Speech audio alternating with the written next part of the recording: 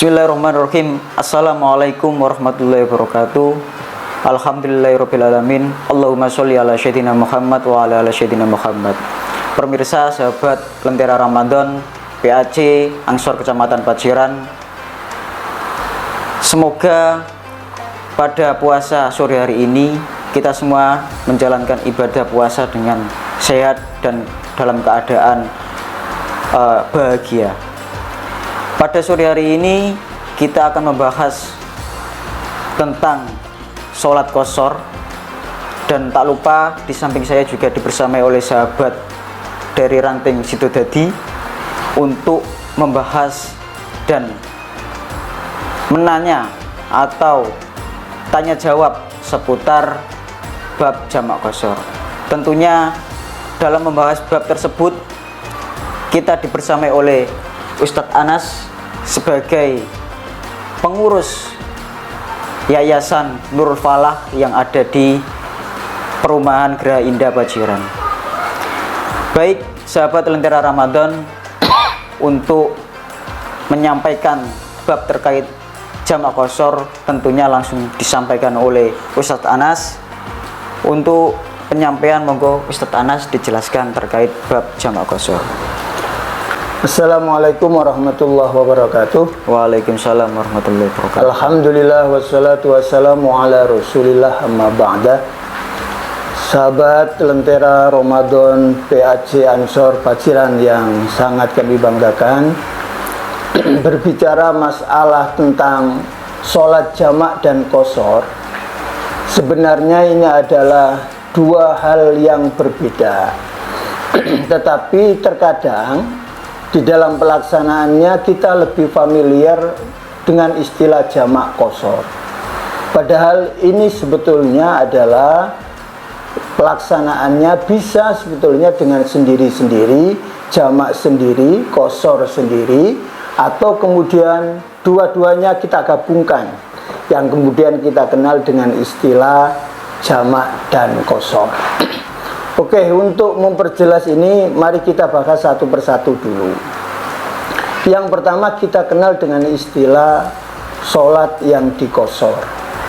Yang dimaksud dengan sholat yang diqashar ini adalah, qashar itu dari bahasa Arab yang kalau kita terjemahkan itu mempersingkat, memperpendek. Jadi yang mestinya rakaatnya itu ada 4, kemudian kita persingkat, kita perpendek menjadi hanya 2 rakaat. Itu kita kenal dengan sholat qashar. Karenanya yang boleh diqashar hanya sholat yang berjumlah 4 rakaat, berupa sholat duhur, sholat asar, dan sholat isya. Selebihnya tidak diperbolehkan. Dan diperbolehkannya melaksanakan sholat qashar ini hanya pada saat bepergian, bukan pada yang lain. Makanya ada yang mengatakan bahwa sholat qashar itu identik dengan musafir. Selain musafir tidak boleh melaksanakan sholat qashar ini. Selanjutnya ada yang lebih kita kenal dengan yang namanya sholat jamak.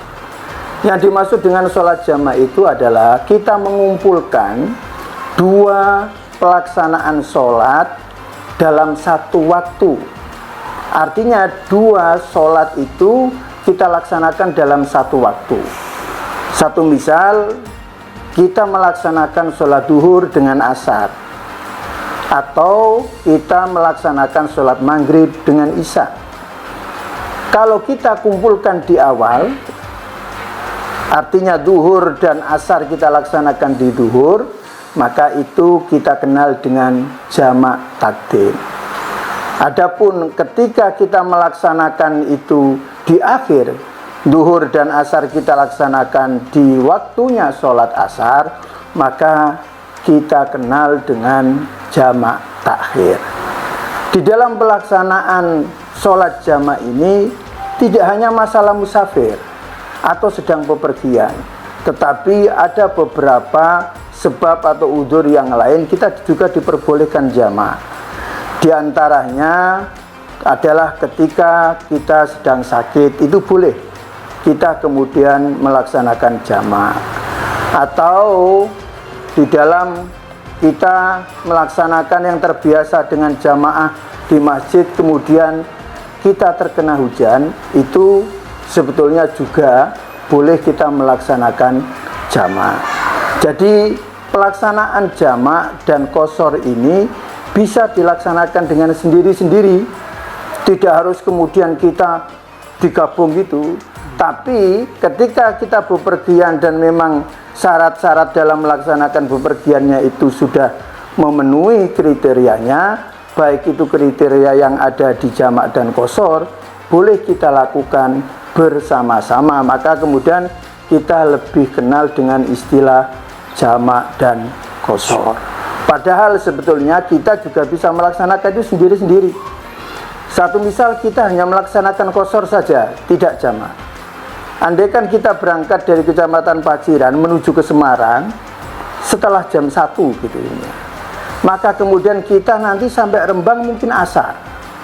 Lah ketika kita sampai Rembang sudah asar dan jarak antara Paciran dan Semarang itu sudah melebihi yang aturan di dalam kita boleh menjamak dan qashar itu adalah paling minimal 80 km ke atas. Memang ada banyak riwayat yang harus 80,64, ada yang 2 marhala itu kemudian diistilahkan dengan 90 km karena 1 marhala itu 45 km, ada yang 106 km, itu ikhtilaf ulama, tidak masalah.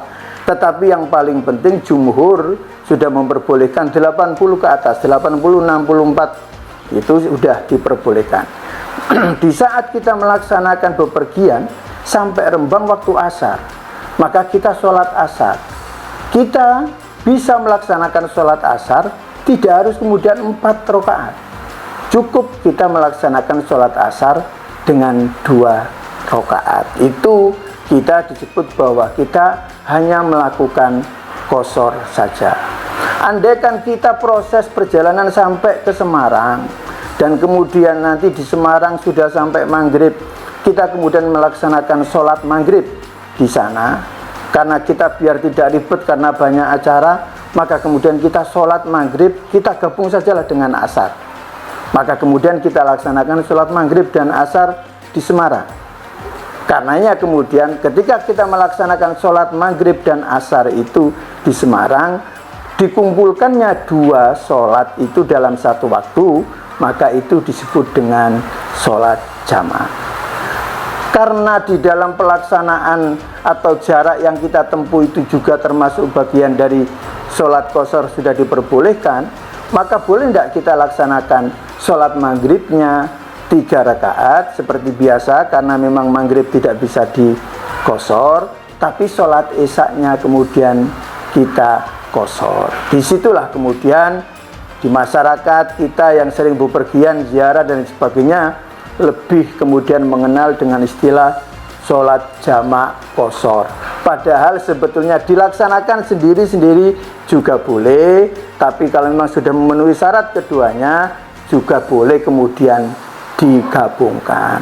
Dan itu yang kemudian masyarakat kita seringkali kemudian ayo sholatnya di jamak qashar, padahal itu sebetulnya beda-beda, tapi itu bisa dijadikan satu. Dalam satu pelaksanaan kita juga melaksanakan jamak, mengumpulkan 2 sholat, dan pelaksanaan sholat itu kita ringkas, makanya kemudian kita kenal dengan istilah jamak dan qashar. Itu. Baik, sangat jelas sekali apa yang disampaikan oleh Ustadz Anas terkait jamak qashar. Tadi juga sudah disebutkan jarak-jaraknya menurut beberapa pendapat, tentunya itu sangat gamblang sekali. Baik Ustadz, ini ada sedikit pertanyaan dari saya.